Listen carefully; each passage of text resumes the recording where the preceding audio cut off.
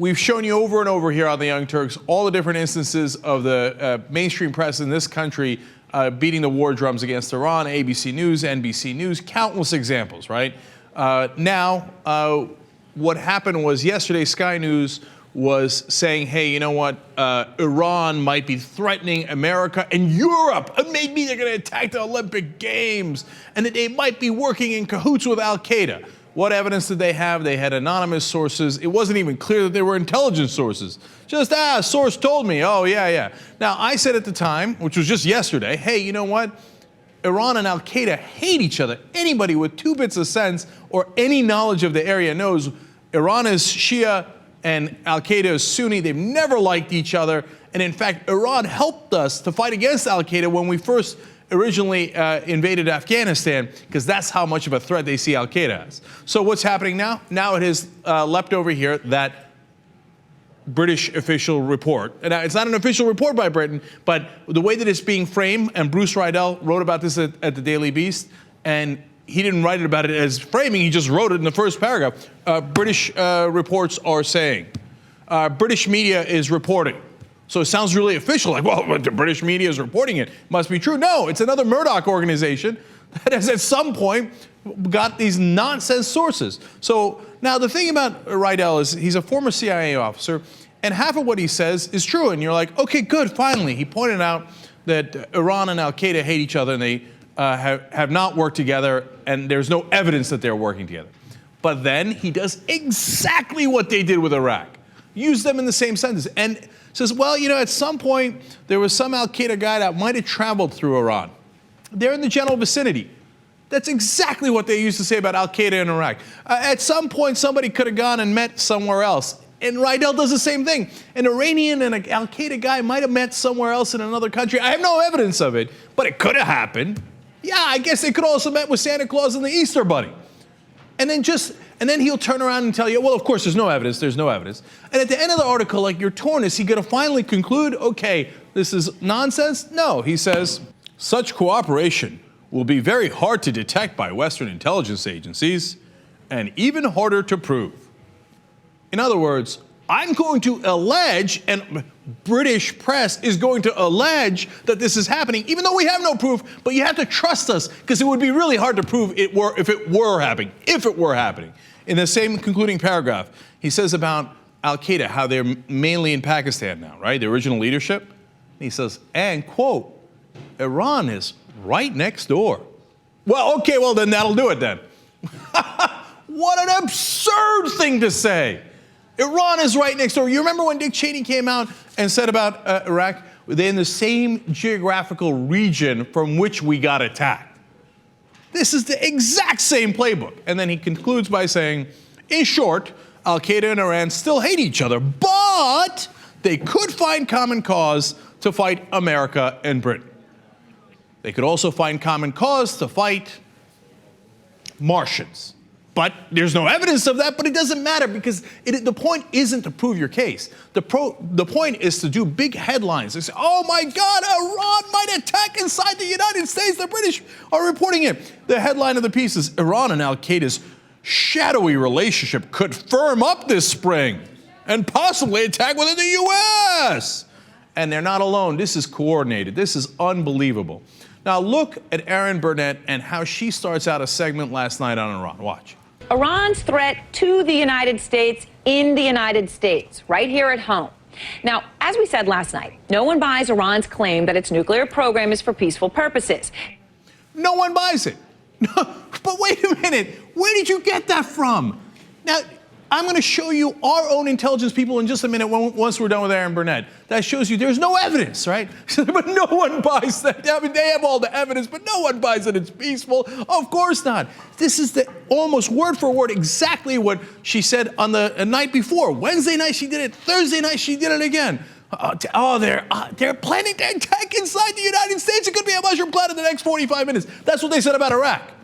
They haven't gotten to the mushroom cloud yet, but wait. All right, now she's going to set up testimony from our top intelligence official. But listen to what the official actually says. Today on Capitol Hill, National Intelligence Director James Clapper drove that message home. Iran's technical advances, particularly in uranium enrichment, strengthen our assessment that Iran is more than capable of producing enough highly enriched uranium for a weapon if its political leaders, specifically the Supreme Leader himself, chooses to do so. She says, well, he's backing up the claim that they might attack inside the U.S. But did you hear what he actually said? He said, if they chose to do so, perhaps they could do it at a later date. He didn't say they're going to. He didn't present any evidence. But I'll go further. Here's a quote she didn't give from Clapper's testimony. Quote, "We don't believe they've actually made the decision to go ahead with a nuclear weapon." Now, how's that for clear? We don't believe they have. And so Erin Burnett comes out and says, well, of course they have. She continues. Now, Clapper also said that Iran has the largest supply of ballistic missiles in the Middle East and that they could one day be capable of carrying weapons of mass destruction.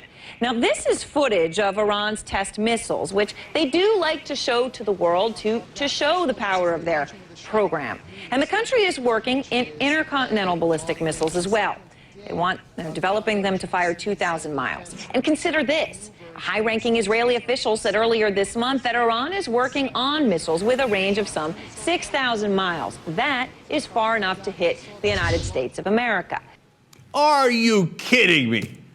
Iran's missiles are going to hit inside the United States of America. Oh, no, it's okay. Secret Israeli officials told us that, so it must be true. Do they have that capability now? Hell no, they don't.